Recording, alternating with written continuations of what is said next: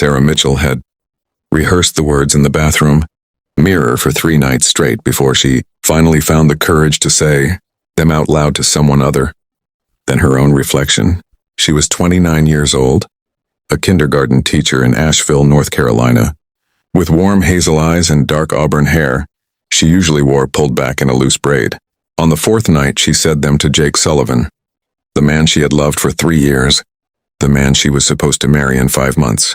"I don't think this is working anymore," she said, standing in the doorway of the apartment they shared, her voice steadier than she felt inside. "I think we should end things."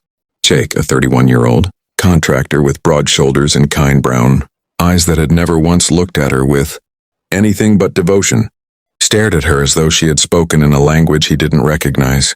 "What are you talking about?" "Sarah, we're getting married in October. Where is this coming from?" "I've just been thinking a lot lately," she said, forcing her voice to remain flat, controlled, cruelly casual in a way that felt like swallowing glass. "I don't think I'm ready for this. For marriage. For any of it." What she didn't tell him, what she had decided 3 weeks earlier, sitting alone in a doctor's office with a diagnosis that had rearranged the architecture of her entire future, was that she had stage 3 ovarian cancer. The oncologist had used words like aggressive treatment plan and 18 months of chemotherapy and uncertain prognosis, words that Sarah had absorbed with a strange, hollow calm, as though her body already understood what her mind was refusing to accept. She had spent that entire drive home rehearsing 2 different futures. In one, she told Jake everything, and he stayed dutiful and devoted, watching her lose her hair, watching her body wither under treatment, watching the woman he loved disappear into hospital beds and exhaustion, sacrificing years of his own life to caretaking and grief and the slow torture of watching someone you love suffer without being able to fix it. In the other future, she said goodbye now, while she still had the strength to walk away with her dignity intact, sparing him from a burden she had no right to place on his shoulders.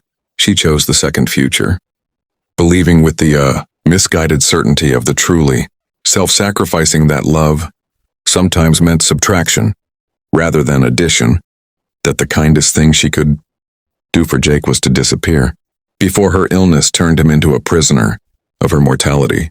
"I don't understand," Jake said, his voice cracking slightly. 3 weeks ago you were choosing centerpieces. What changed?" "People change their minds, Jake," she said, and the lie tasted like poison in her mouth. "I'm sorry. I think it's better if I move out this weekend." She moved into a small studio apartment across town, one she could barely afford on a teacher's salary, and began treatment quietly, telling only her sister Rachel, who lived 2 states away and could offer support only through tearful phone calls late at night.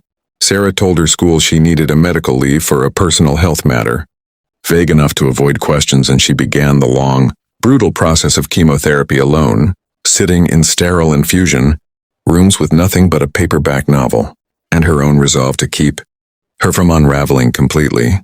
The first round of chemotherapy stripped away more than her hair. It stripped away 30 pounds she couldn't afford to lose, stripped away the color from her cheeks, stripped away the easy laugh that used to come so naturally to her. She spent her nights vomiting into a bathroom she cleaned herself, exhausted and alone, wrapping a scarf around her bald head each morning, before forcing herself through errands, refusing to let anyone see the wreckage the treatment was making of her body. Jake, meanwhile, spent those same months in a fog of confusion and heartbreak that made no sense to him.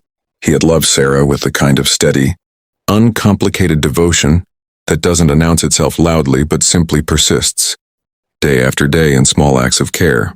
Her sudden coldness, her refusal to explain herself beyond vague platitudes about not being ready, gnawed at him in ways he couldn't articulate.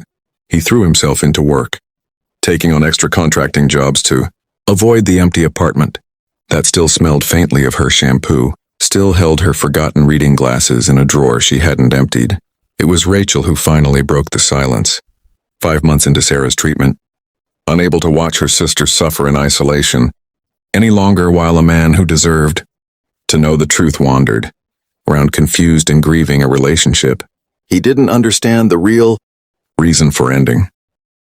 Rachel called Jake directly against Sarah's explicit wishes, her voice trembling with the weight of betraying her. sister's confidence, for what she believed was a greater good. Jake, I need to tell you something. And Sarah is going to be furious with me. But I can't watch this anymore, Rachel said. Sarah has ovarian cancer. Stage 3? She's been getting chemotherapy alone for 5 months. She broke up with you because she didn't want you to have to go through this with her. She thought she was protecting you. Jake sat in stunned silence for a long moment, the phone pressed against his ear, feeling the entire narrative of the past 5 months violently rearrange itself into a shape that finally made sense, and simultaneously broke his heart in an entirely new way. She's been alone this whole time, doing chemo by herself. She's too proud and too scared to ask for help, Rachel said, her voice breaking. Please, Jake, please go to her. She needs someone whether she admits it or not. Jake didn't hesitate.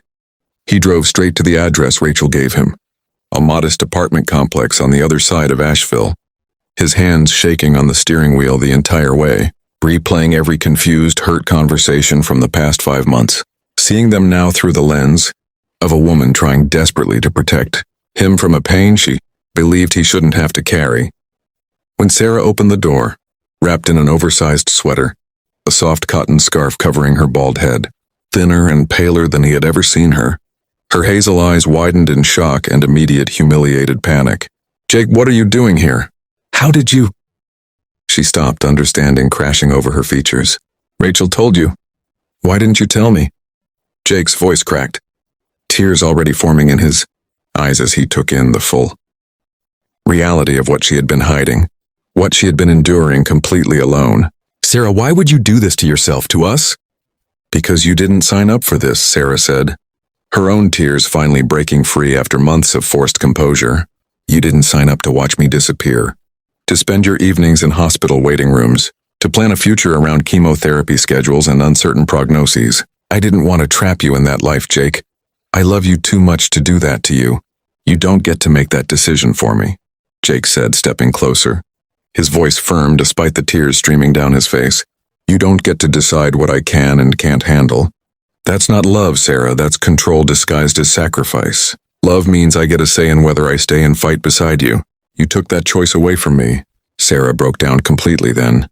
Months of accumulated exhaustion, fear and loneliness finally overwhelming the careful walls she had built around herself. I was so scared, Jake, scared of dying.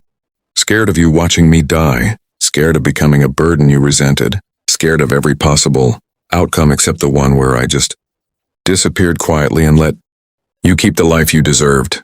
Jake pulled her into his arms, careful of her fragile frame, holding her as she sobbed against his chest. 5 months of suppressed grief finally finding release. I don't want a life without you in it. Sarah, sick or healthy, bald or not, 5 months from now or 50 years from now, I want all of it. I'm so sorry, Sarah whispered into his shirt. I thought I was being selfless. I think I was just being a coward. You were terrified, Jake said gently, pulling back to look at her face, wiping her tears with his thumb. That's not cowardice, but you're not alone anymore. Not for one more day of this. From that afternoon forward, Jake refused to leave her side. He attended every remaining chemotherapy session, sitting beside her in uncomfortable plastic chairs, bringing her favorite ginger tea and reading aloud from novels when she was too exhausted to hold a book herself. He learned to cook the bland, simple foods that didn't upset her chemotherapy-ravaged stomach, learned to recognize the specific quality of exhaustion. That meant she needed complete silence versus the kind that meant she needed distraction and conversation. He moved back into their old apartment together, insisting that whatever time they had, they would spend it as a unit, not as two separated people suffering alone in parallel isolation. The months that followed were difficult in ways neither of them could have fully anticipated, filled with terrifying scans, moments of despair when treatment seemed unbearable and small, precious victories when blood counts improved or scans showed the tumor shrinking. But they faced every single moment together, and something in that shared suffering deepened their bond in ways that easy years of uncomplicated happiness never could have. 10 months after Jake showed up at her door, Sarah sat in her oncologist's office, Jake's hand gripping hers so tightly it nearly hurt, as Dr. Patterson reviewed her latest scans with a careful, professional expression that gave nothing away until she finally looked up and smiled. Sarah, I'm happy to tell you that your scans show no evidence of disease. You're in remission. The words hit Sarah like a physical wave, and she turned immediately to Jake, both of them crying and laughing simultaneously, the accumulated terror of the past year and a half finally breaking into pure, uncomplicated relief. They married 6 months later, in a small ceremony in the mountains outside Asheville, Sarah's hair having grown back into short auburn curls that she had initially been self-conscious about, but that, Jake insisted, made her look like some kind of ethereal forest spirit. She wore a simple ivory dress, and as she walked down a grassy aisle toward Jake, she caught Rachel's eye in the small crowd of guests, offering her sister a grateful smile that acknowledged everything Rachel's difficult, loyalty-breaking phone call had ultimately made possible.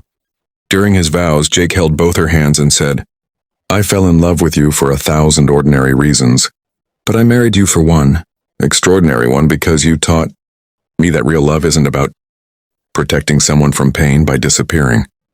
It's about staying, even when staying is terrifying, even when the outcome is uncertain, especially then. I choose you, sick or healthy, easy or hard, for exactly as long as we get." Sarah, through happy tears, replied simply, "I almost let fear convince me that loving you meant leaving you. I'm endlessly grateful you refused to let me make that mistake alone." 5 years later, Sarah stood in her kindergarten classroom, healthy and vibrant, watching her students color pictures of their families while at home. Jake was assembling a crib for the daughter they were expecting in 3 months, a milestone that Sarah's oncologist had once told her might not be possible after the aggressive treatment she'd undergone, making the pregnancy feel like an additional, undeserved gift layered on top of the life she had once been prepared to sacrifice for the sake of misguided love. Whenever people asked Sarah about her scar, faint now but still visible along her abdomen, a permanent reminder of the year that nearly tore her life apart, she would simply smile and say that it wasn't a mark of what she had almost lost, but proof of everything she had fought to keep, a husband who had taught her that true love means choosing to stay through the hardest chapters, and a life she had once tried to walk away from out of fear, only to discover that the greatest gift wasn't protecting the people she loved from pain, but letting them choose freely and completely to stand beside her through it.